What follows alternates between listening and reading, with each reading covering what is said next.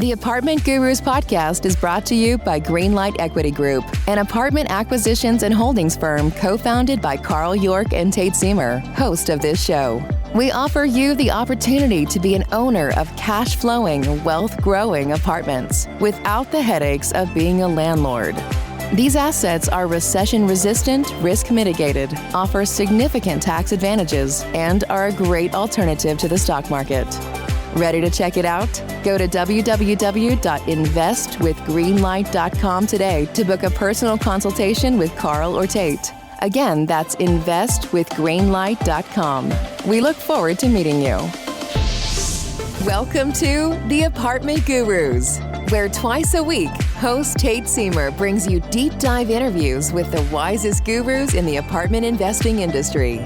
These experts are sure to create game-changing value and inspiration designed to catapult your business to the next level. Be sure to reach out to Tate at www.investwithgreenlight.com for access to his investor portal and Calendly link. And now, here is Tate Siemer and the Apartment Gurus.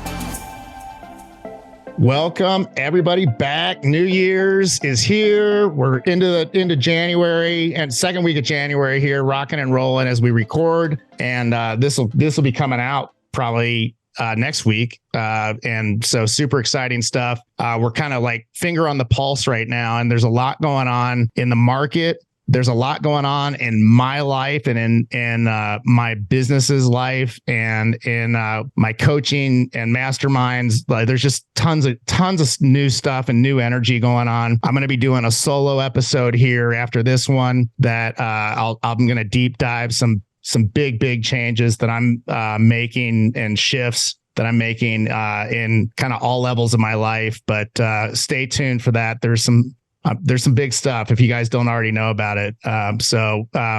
It may involve some relocation strategies. So excited to share it all with you. But super excited for today's episode. We love getting into people's stories on this show, and we often start with that. And in this case, I think Bryan Escudero's story is so informative and inspiring that you guys hopefully will just get tons of value out of hearing it. And then we're gonna kind of deep dive a few of the value points from his story, and we'll talk some strategy and capital raising and all that good stuff.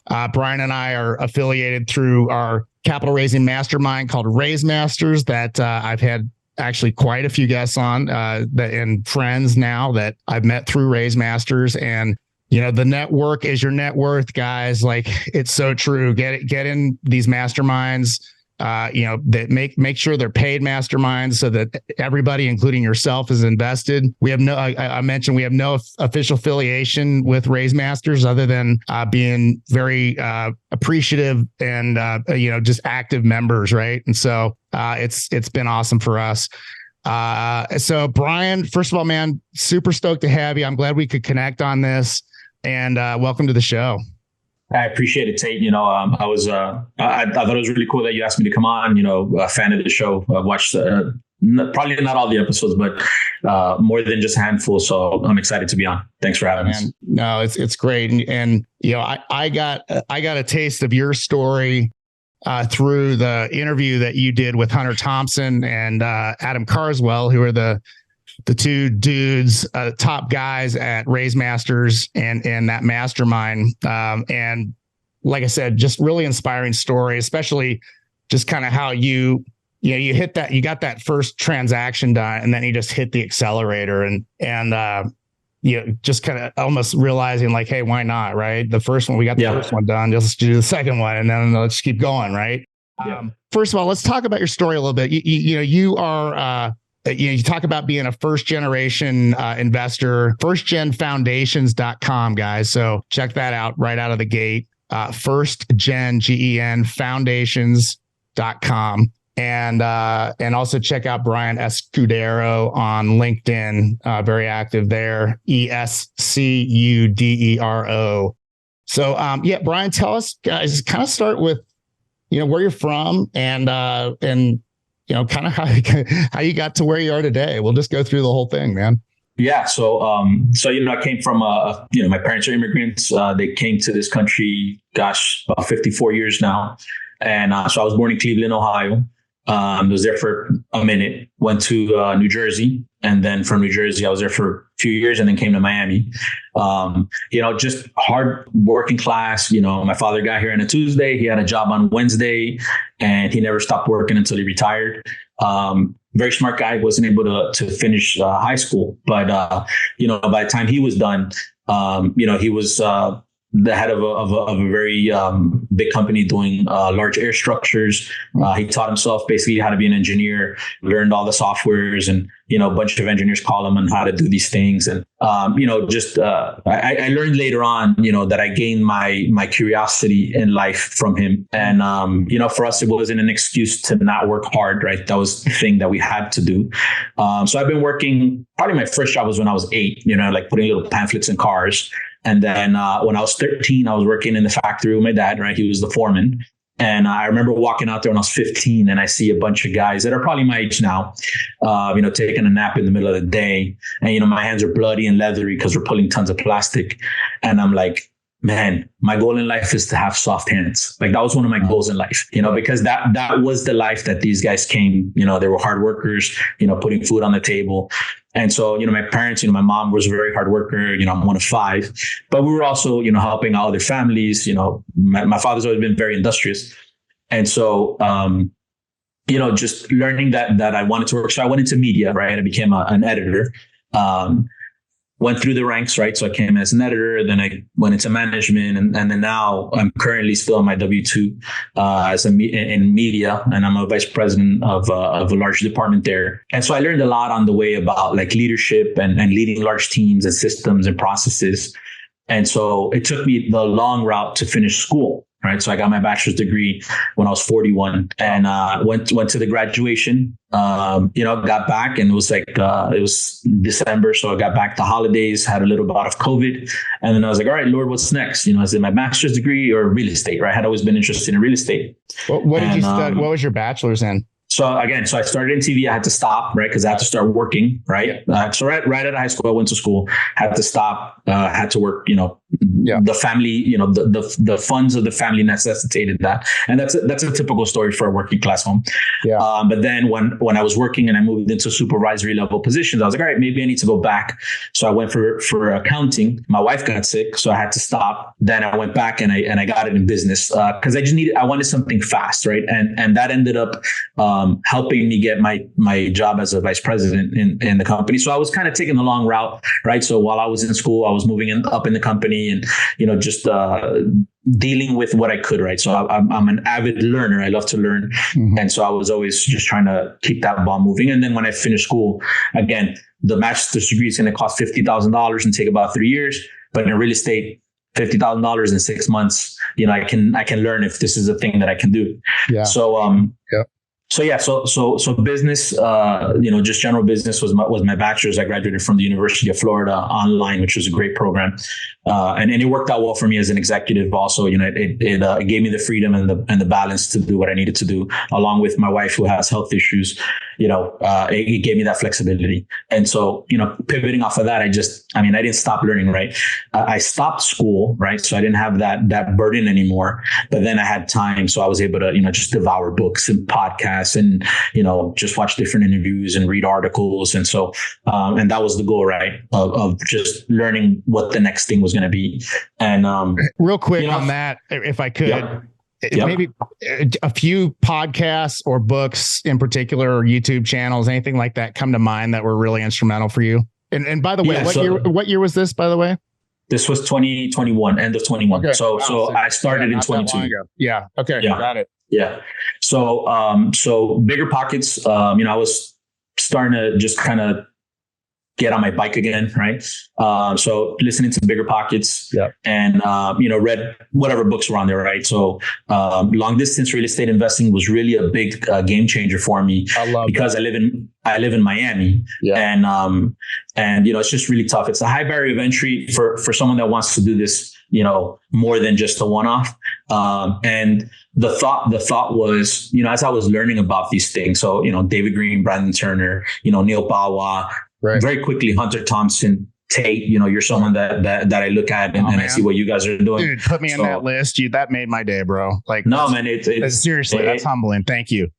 It's true. And so, I'm a data driven person, and, so like understanding or learning who Neil Bawa was, Rob Beardsley. And then the cool thing is you talk about these masterminds. I'm sorry, I'm going to jump forward a little bit, but you're in the room with these people, right? Yeah. And that's amazing, right? It's huge, dude. There's nothing like it. If you want to elevate fast, man, get in a room with, like you say, Beardsley, Neil Bawa, Hunter Thompson, dude, level up, right? Yeah, sure.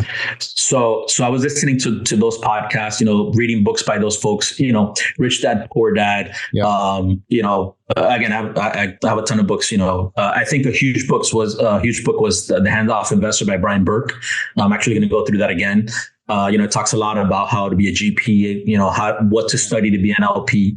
And so fairly quickly, I guess, it takes a billion years to do it. But now when it's time to pull the trigger, I was able to buy the first property in May. And I like to talk about. When did you join Raise Masters, by the way? So I ended up joining. So I bought the first property. In a month, I bought the second one. Then a couple months later, bought the third and the fourth. And then I ran into an issue where the third and fourth are they make up half of a city block in downtown Columbus, Ohio. Right. And so I was like, if we get the rest of the block, it'd be cool to put, a large multifamily on there, but I'm going to need capital and I don't know how to do that. Right. So it became, how do I learn how to do that? I had a surgery. Dude, I just love how you something comes up for you and like, okay, how do I figure this out? And then you go do it. That's so cool. Yeah. And again, I think I get that a lot from my parents, right? You talk about first generation, immigrants, first generation Americans, first generation investors. Yeah. A lot of them, and we've seen a lot of the discussions with accredited and non-accredited investors. I know a lot of non-accredited investors that are much more financially savvy than accredited investors. And it's just, what does it take? How scrappy can you be? And so I wanted to learn, what is this thing about raising capital? So I had a surgery. I had like 4 hernias, so I'm sitting there. And I had the surgery on a Monday, and there was a Money Momentum conference by Hunter. Yep. So I'm sitting there post surgery, and I was like, I think this is the answer. So I joined the Raise Masters community there, and it's just That was 2022. Is that when that was? 2022. Yeah, 2022. Okay, so in what month? Sorry, I don't mean to get that. That was no. I think the timing of your story is awesome. So. Yeah, that would have been in September. So again, I tend to joke around my wife, I can't afford to get another surgery because that's when I launched the business, right? So I'm healing up, but I'm good enough to watch these webinars to really start putting some fuel behind this thing. Yeah. And the driver has always been, and I think it's important to talk about this. The driver for us is always, as I was learning about real estate and my brother, who's my business partner, we're both kind of learning parallel what's going on. And the heartbeat is, real estate it's a real thing, right? And there are a bunch of people that have only, heard, everybody knows that real estate is a good thing, right? But if we can be a conduit for people like us that, we're that first generation coming off of the immigrant parents, we have some success, right? I'm an executive in my company. My brother, he works, he's a civil engineer. He does well. You guys had a ton of success. Your dad had you guys just next level. You guys have a knack for just going next level, big time, high level. Yeah. And again, humbly, right? So the biggest success, our biggest success, hands down, is the unity that we have in the family, and that's full stop, right? So we had the holidays, my adult nieces and nephews come hang out at our house on Thursdays and Fridays and Saturdays. They want to be around the family, and that's the biggest thing. But for us, it's just there has not, what we don't do is let the fear stop us, right? So because my wife has some health issues, and also in the type of business that I'm in, I have had to learn to make decisions with imperfect information, right? And that's really what it is. You're never going to have all of the options. You're never going to know everything, but a decision has to be made. And as a leader, you have to be willing to make the decision. Sometimes it's going to be, hopefully most of the time it's right. Sometimes it's wrong, but you have to make those decisions. And what we notice with a lot of first-gen investors, who I am one of, is you just kind of get stuck, right? Yeah. Paralysis by analysis. You live there, you live in that space for years. There's fear, you know, and so we are, and what we continue to do is be that voice of like, hey, let's walk through this thing. Yeah. And so, you know, we have W-2s, we have full-time jobs. Our goal is not to be bajillionaires, right? Yep. That can happen. Great. But the reality is the way my life is, I can't, you know, give me $10,000, $20,000 a month extra. I can't jump on a plane and go to Paris, right? My wife just can't do that. So that's not my life. That'll never be my life. And I'm fine with it. I enjoy, you know, have an amazing relationship with her. But our goal is, how do we help people? And even on our first one, I remember it was a Saturday. We were finally going to put in a good offer for that, right? We had already talked to the real estate agent. And my wife stops me cold in my tracks. Like, it was a Saturday morning. I'll never forget. She says, who are we helping? And I'm like, I'm helping us. And she says, no, what we talked about when we started the company, we were going to help someone on every transaction. And that turned into a 3-hour conversation, right? Because, you know, we had done the business plan, you know, we had gone over with her, and it really just set the tone. So our goal is to help, right? So our tagline, it's not on this graphic, but it's educate, grow, give, right? We help educate the first gen investor so that they can grow their finances to give to the people and the causes that are important to them. Yeah. And so it's very simple, but that's what drives us. And so that has given us the ability to know, hey, I might not do this for me because I'm comfortable where I am, but I know that there's a community that I can help and that I can help push through. So, you know, we have an investor that's got several hundreds of thousands of dollars sitting in the bank. And when I'm like, man, you should really be doing something with that. And they're like, man, I grew up poor. I grew up in a trailer park, you know, and so I'm just scared. And I said, okay, there's different levels of risk that you can take, and you walk them through it. And it takes time. It takes time. And so when that person now gets their first residual check from, or the interest on a note that they provided, they're like on fire now. They're like, man, let's do this again. And that's great. It's so cool to be able to see that, you know, because people are really stressed out, you know, and it's just smart people just don't really they can't get over that hump. And so we talk about, like, hey, just take that first step, and then you take the next one and the next one and the next one. You take that next first step 10 times, you're 10 steps on the road. Yeah, dude. First of all, like, there's just, I wrote down so much while you were going through all that, and I didn't want to interrupt you, but because you were on such a good roll and I wanted to hear all of it, but just to zoom out for a second, the point you made about making decisions with imperfect information, if I'm not mistaken, I could be wrong, or listeners, let me know, but I think it was Bill Gates that said, maybe it wasn't, because he said entrepreneurs need to be prepared to make decisions with about 70% of the required information. Yeah, that sounds about right. So I'd Google it, but I forget who exactly who said it. But yeah, I mean, I think there's a lot of wisdom there, especially in the real estate space. And that's something we could talk more about. You know, obviously, being an investor at any level, whether you're a passive investor, an LP, hard money, doing hard money loans, raising for a fund, like, there's risk, right? And so, it's not a risk-free proposition. And a lot of times in real estate, man, you're like, there's reasons that you need to, like, pull the trigger on something as risk mitigated as you can possibly be, but you still need to pull the trigger to get a deal, like, or to get a sale, or to raise the capital you need to raise. But in our world, it's particularly on the acquisition side, we see a fair amount of those situations. I want to talk to you a little bit about, what you've learned in terms of investing out of state. As you know, and listeners know, we're in Columbus, Ohio. We have 6 apartment communities there, and we have 4 in Oklahoma.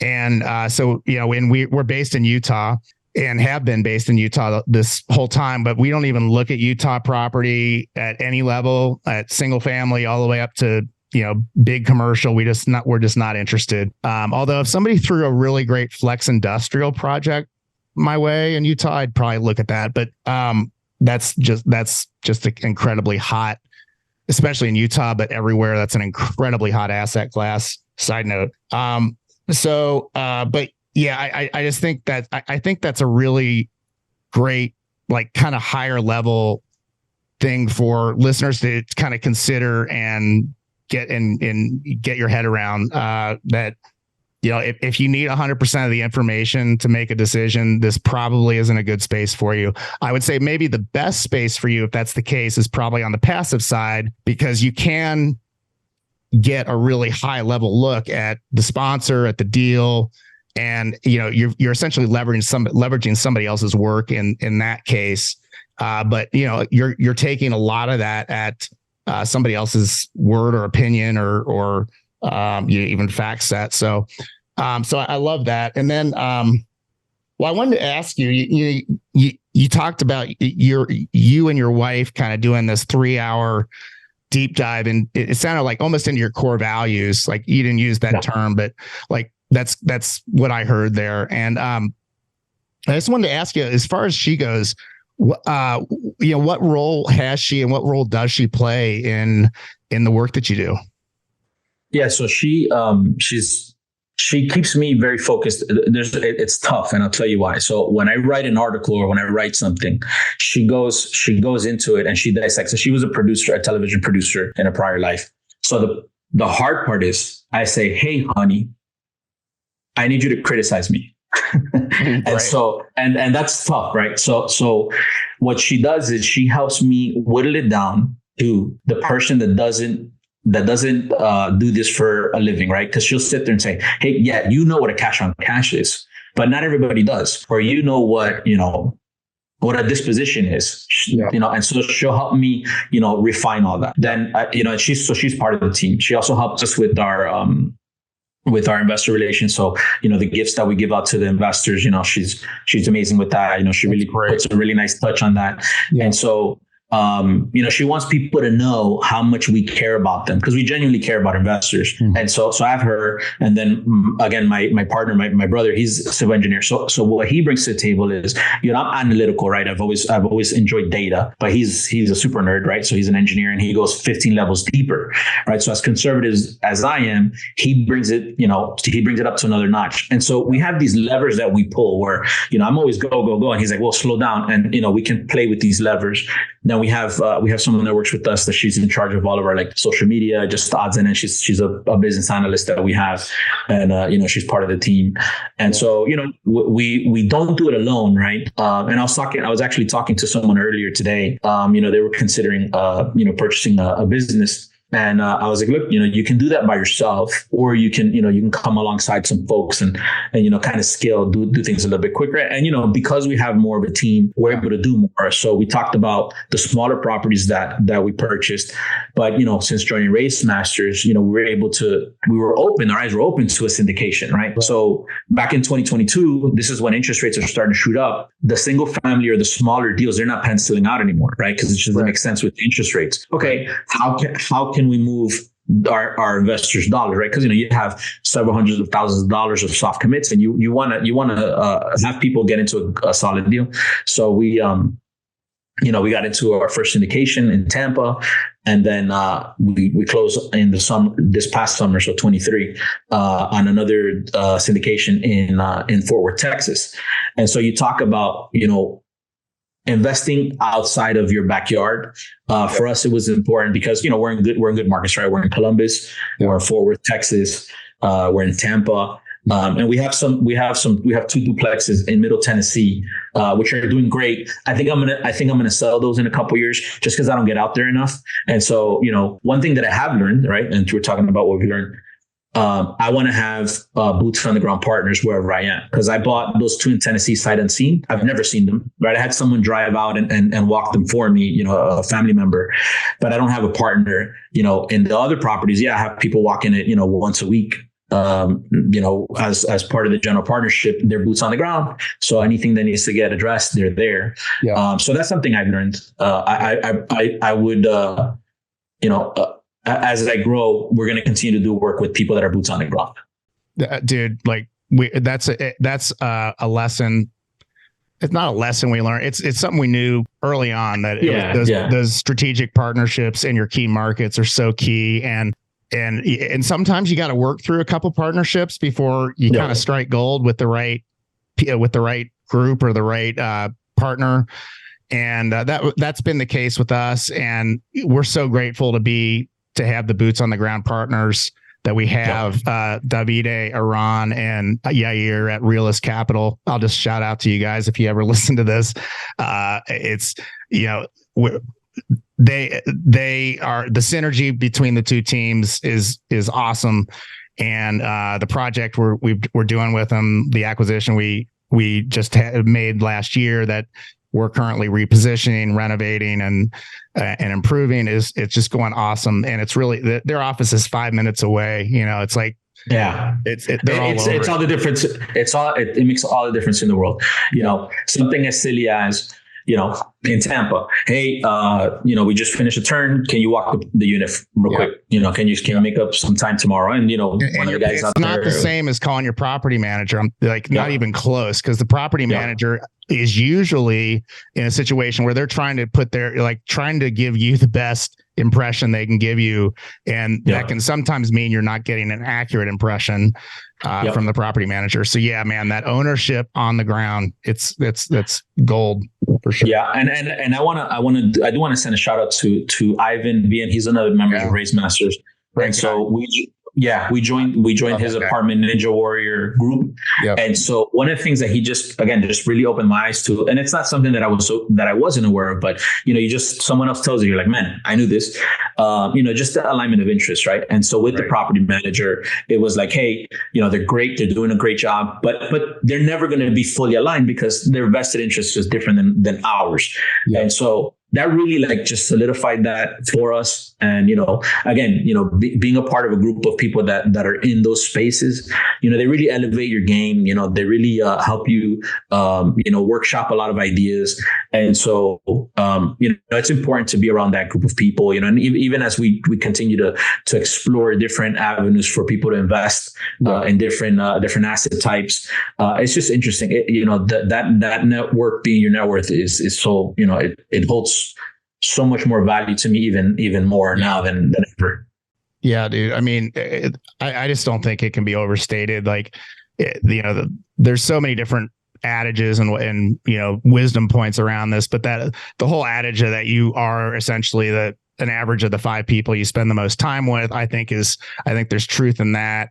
I think you elevate to the level of the people in the room, right? And you know, for me, I'm just kind of naturally lit up by the energy and the excitement and the opportunity to learn and meet people that, you know, some of these conferences have that we go to. Went to the Raise Masters retreat this year. My mastermind multifamily octane. We did a Sayulita, Mexico 4-day retreat this last fall, and like the relationships you build, the connections you make,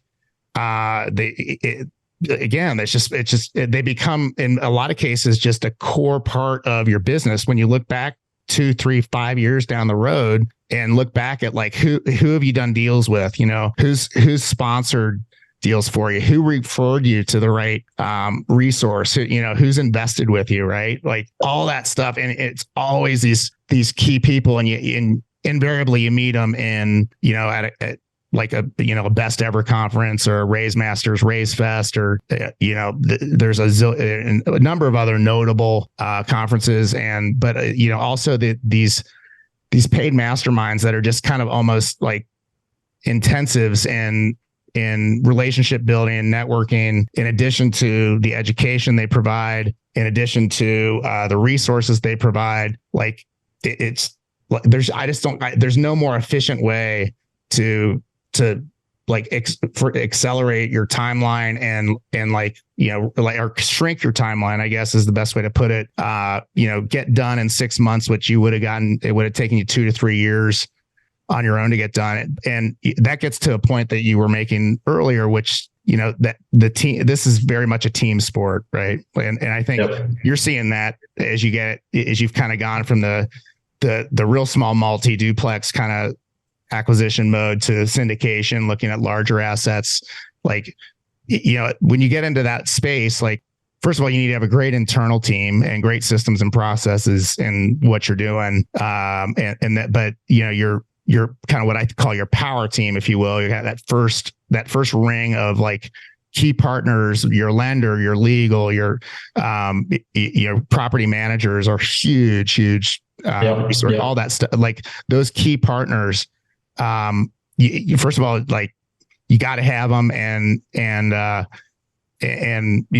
better those relationships are, the more successful you're gonna have, and that's, I mean, it kind of goes without saying. So like this is not only a team sport, I think it's a relationship building sport, if you will.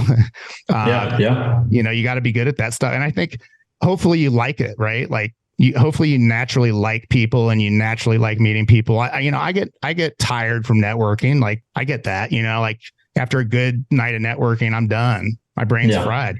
But it's like I'm jazzed by like authentically connecting with people. So yeah, man. Yeah, it's funny. One of the, I tell people, one of the biggest pleasant surprises for me has been just the giving, like it's a very giving community. Yeah. You ask people, I'm sure that there are jerks out there, right? Because there's jerks and everything. But, especially if you're in a mastermind, or even if you go to like a meetup, like people are there, for the same purpose. Everyone wants to learn and grow. You have people that might be a time suck, and it's okay because they're still learning or whatever. But the reality is, most of the people that I've met overwhelmingly, and I just won't say it's 100% because I don't remember everybody that I've met, but overwhelmingly just very kind, helpful, like people are like all trying to figure out the same type of thing, and when you get into the place where you're tired, that's where I go back to the why, right? For us, it's been, we're others focused, again, we've been very blessed, my family is extremely blessed. I have a great job. I don't feel the need to want to leave my W-2, I enjoy it thoroughly.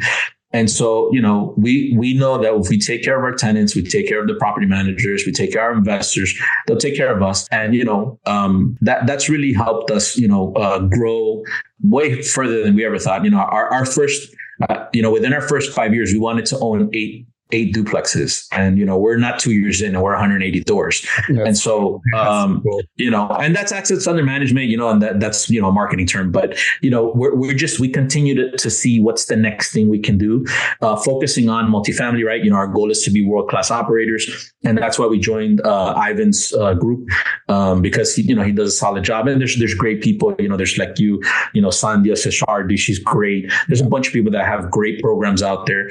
And so the one thing I like to tell people is like, hey, you want to be able to add value to the team. And that was my big thing, right? When I was joining my first syndication, I was like, I figure I don't want to be a fly on the wall, right? I want to learn, but I want to be able to, just add stuff. And fairly quickly, everybody has experience in something. And so I have a, heavy corporate background. And so I was able to bring some structure and just kind of help, like, hey, let's try to add these processes into this project. And so we went from, overages and nobody really knowing what was going on with the project, where we were able to tighten stuff up, and timelines were shortened. So, terms were taking, 4 months. We got that down to like 15 days. We're over budget by, 75%. Now we're under budget by 25. Like just, we were able to add value to those things. Why? Because we showed up, right? We weren't just a fly on the wall. We're like, hey, does this make sense? And it's things that you've never done before, right? So, now I'm talking to city lawyers and, different accountants, and I talk to that on the corporate side, right? So I know corporate lawyers, I know corporate accountants, and, but I was able to add something. And so then from that group, they're like, hey, we like the way you work. You want to join us on another syndication? And so, that's starting to roll, right? Yeah. I mean, and what you're kind of getting at is like the value add the component of this industry. And I mean, you captured it really well. It is a incredibly giving space. Like, there's of course there's exceptions, but like the overall ethic especially in multifamily, which is the only space that commercial multifamily is really all we do at Greenlight and all I'm really focused on. But it's certainly in the syndication space in general, there's just a very, very much a value add, like how can we help, and like people willing to just kind of open up their playbook for you. And I mean, these podcasts I think are a really great example. Like, you're not holding back on anything that you think would be valuable. Neither am I. And if hopefully we're throwing some good resources and books and like other podcasts and ideas around coaching and which if you're interested in that level, that's like that to me is the best, like the ultimate level is finding a great one-on-one coach. And I'd be happy to deep dive those possibilities with you guys anytime. It's something I have 2 slots open right now in my coaching space. And if you want to get really like ninja level about this, and I'll give some credit here to one of my main coaches, Matthew Ferry, and I've worked with him and with his teachings for since 2007, and he captures this process really well. But and I'll simplify it down to like when you're networking. In particular, like especially in a group, like if you're at a formal kind of meetup or, conference, I'm going to give you guys like 2 like ninja level secrets here. One is if you do get that time suck conversation that you referenced, Bryan, cut it off. Like just be like, really cut it off and cut it off early. Like if you're in a situation talking to somebody that you don't feel like you have much to offer to, which is, I think, your first consideration. And second of all, that, you just don't see it going anywhere kind of thing for whatever reason. It's not personal, but just be like, hey, I got to run, I got to meet whatever. Like I wouldn't even make up a lame lying excuse. I would just say, hey, I need to run kind of thing. And just cut it off. Right. And it's no big deal. And because you don't want to waste time there. You don't want to waste their time or your time. Second of all, like just to kind of summarize what you were talking about, Bryan, like go into that conversation and just be leading with like, get in their space, right? Figure out who they are and what they're up to, and try to move the conversation to like what they need. Like, I sometimes I'll be like, all right, they'll talk about their business and the deals they're doing. And I'll say, so like, what bottlenecks are you running into? And just like cut to the chase and like, try to help at some key important levels if you can. And chances are like, you may not have what they need or the resources they need, but you might know of someone, especially if you're a member of like a 400 member mastermind that you can put something on a Slack channel about like, there's a pretty good chance you can help people out there at these, especially if you're in your industry and meeting the right people. So a couple of value points there I thought were worth sharing. Yeah. Bryan, any other networking tips that you've found? Yeah. So I have like, I walk in and, when it was my first one, you just don't know who to talk to. But I walk up to someone, I say, hey, how you doing? My name's Bryan Escudero. I was told to introduce myself to everyone in this room. We're in the multifamily space. What do you do? And then you jump in, right? Because that first step is always like just weird, right? You don't know anyone, nobody knows you, right. And you just kind of go into there. You brought up a great point. So The Go-Giver is a great book. And what you talked about was being the connector, right? And so you sit there and say, I can't add any value to Tate. Tate's a freaking G. What am I going to do to him? But he might mention something about insurance or a property manager that he needs in Columbus. And I might say, hey, I know a property manager, or I don't know a property manager. But if I want to get in good with Tate, I'm going to go home. I'm going to do a little research. One, right? I'm going to go find one. And I'm going to say, hey. I love that. That's next level innovative, like thinking right there for sure. Yeah. So I think, Hunter talks about, you have to make those networking opportunities valuable for you, right? If you're going to give up a day or an hour or 3 days, how do you make them valuable to you? I got, again, just, I'll say I don't know that I belong, but I got invited to be on a panel at Race Fest, and it's a commitment, right? I have a lot of stuff going on, but came back and I was like, all right, I need to take advantage of that. Why? Because I believe that in that group, there's going to be someone that I can help, right? And I want to be able to just give impact to that group, right? And give back to the group that I think has given to me. Yeah. And so, you know what? My commitments, I'll, push them, I'm not forgetting them, but I'll push them to the side for a bit and I'll commit a few days. And I know that it's going to be great, right? And out of there, someone reached out to me from Facebook, just, cold call and started asking me some questions. And I said, look, I'm going to be at this place. He's like, I'm thinking of going. I'm like, well, if you go, come shake my hand, and I'm where that guy was, I was there a year and a half ago. Right. Yeah. And I didn't know anybody, but what did I do? I just keep taking those steps, Yeah. People getting stuck in fear, like that stops us from experiencing so many things. Like, I kind of stalk you a little bit on Facebook and I see all the cool stuff you get to do.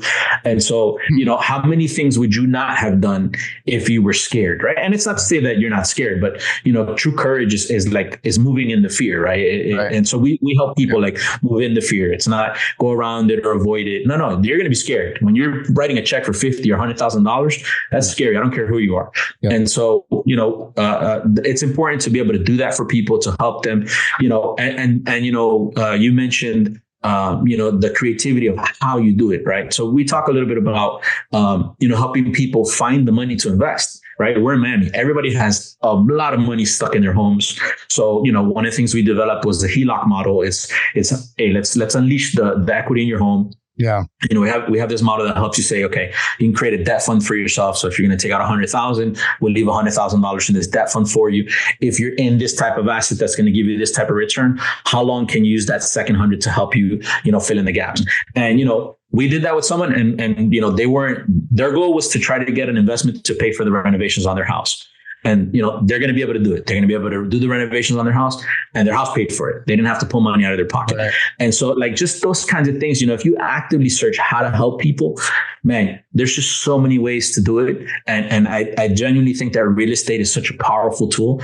And that was what made us start the company. Again, I could have stayed by myself, done my own thing, under a basket. But I genuinely believe that we're here to help people out in life. And, again, if kind of do the whole, back to the beginning of it, what I saw my parents do, like we were not poor, but we were broke, right? Yeah. But there was always money to help people. There was always something we could do for other people. And so I'm super thankful for that. And for us, there's other things we can do, but we need to be helping others along the way. Yeah. Dude, that one right there, that speaks like really deeply to me. Like, and it's something I don't really think about a whole lot, but when I get present to like, what if I had the money to like, just hook the people in my life up, especially the, people like helping people start businesses, right? Like being an angel investor in my brother's, handmade drum company and like getting him where he needs to get, like, that would be such an amazing place to be and such an amazing gift. And really, just making that part of my why, I think, is really getting at something that's kind of essential to me. I love, where's your family from? I didn't ask you that. Well, yeah. So my family's Colombian. They came from, my father he was born on a farm. He took his first shower in a shower when he was 15. Wow. Wow. He loved it. He grew up on a farm. Like he's like, I used to shower in a freaking waterfall. Like, people paid millions of dollars to do that. Right. And so, and he has, they've led a very hard life over there. But, he's like, I enjoyed my time so much living on the farm. And then my mom, her family, my grandfather was getting, the cartel was coming after my grandfather. And so they left. Like, it was like one of those, like, just get out, right? So they had to come and just start this life. And so you hear the stories of them coming. My mom's 9 months pregnant, getting on a plane. She has to saran wrap her belly because they won't let, a 9-month pregnant woman on. So she's got to fly from Colombia to Miami, be on a layover for a couple of hours, can't go to the bathroom to get to New York. Right. And so you see those stories. You're like, how can I not pay that forward? Because we're not the first foundation, right? We're just building on what they did. And so, we met with them, but I was at their house with my brother, and, they were like, hey, we're proud of you guys. It's not, I'm like, guys, we're doing the small thing. You did the big thing. Like you changed the trajectory of your family's life forever. And our lives coming to this country. Right. And we they love the United States. We're patriots, through and through. Yeah.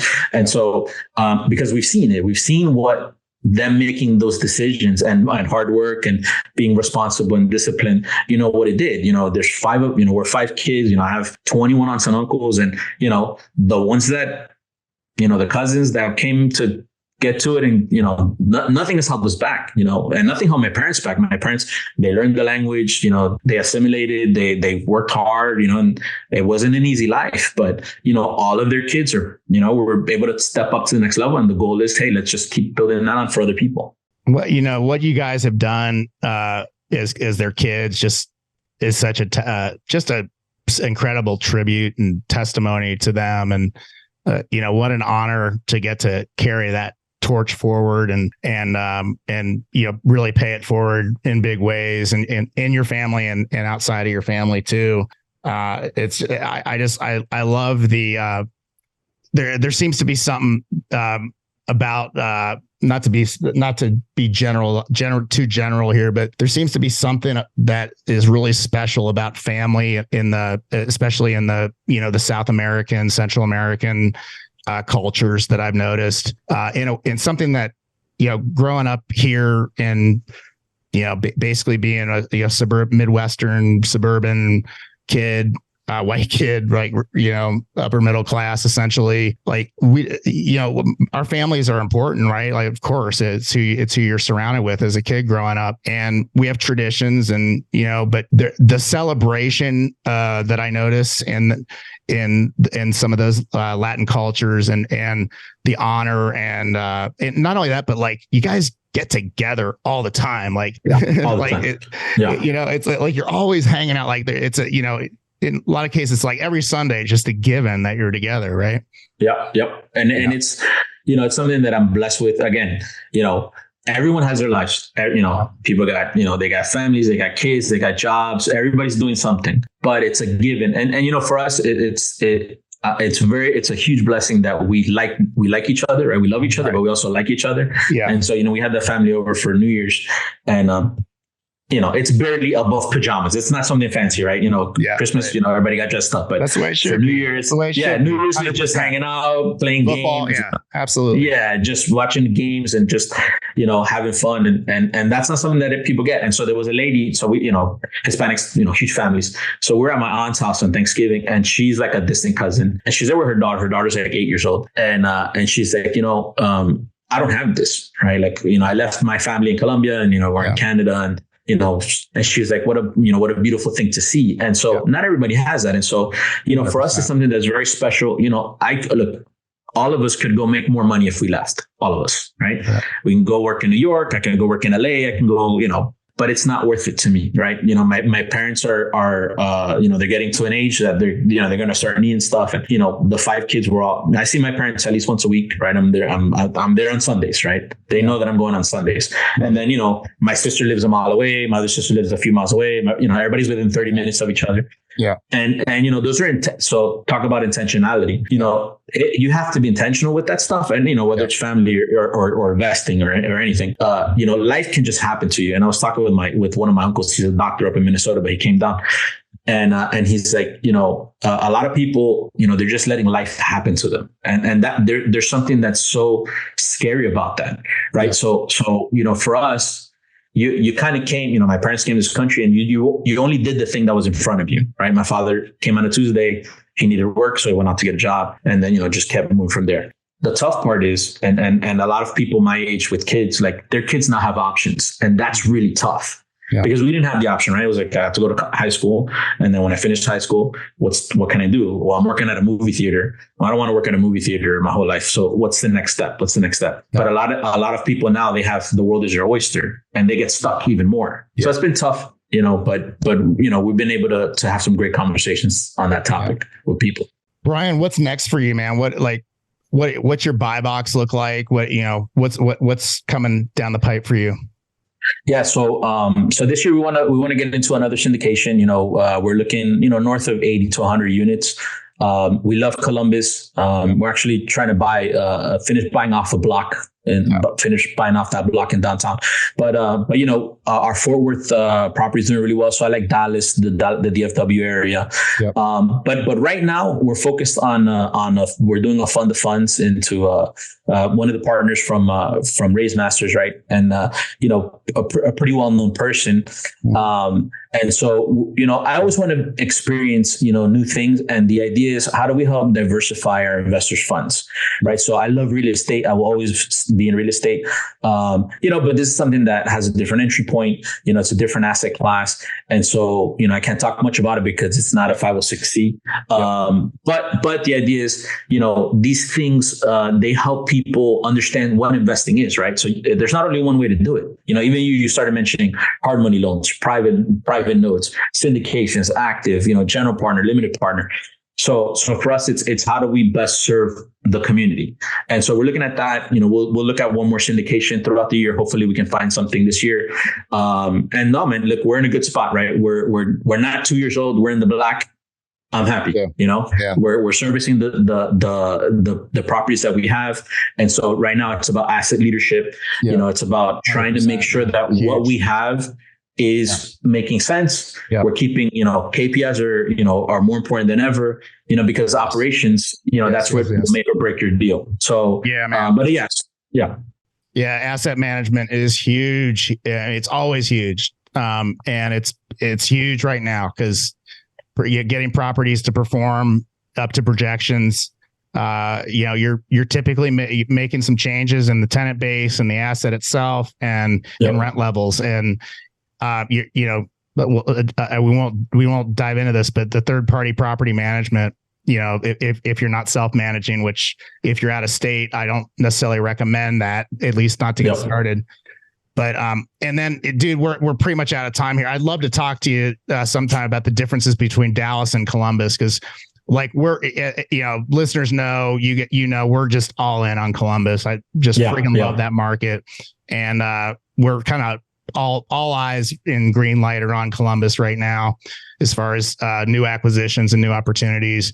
And for a lot of reasons that we could talk about. But Dallas is such a different market. And, from what I know about it, and especially the asset classes that I want to be in, which are like 100 unit plus type deals, like we unless things have changed a lot in the last like 6-8 months, like it doesn't fit our model from a pricing standpoint.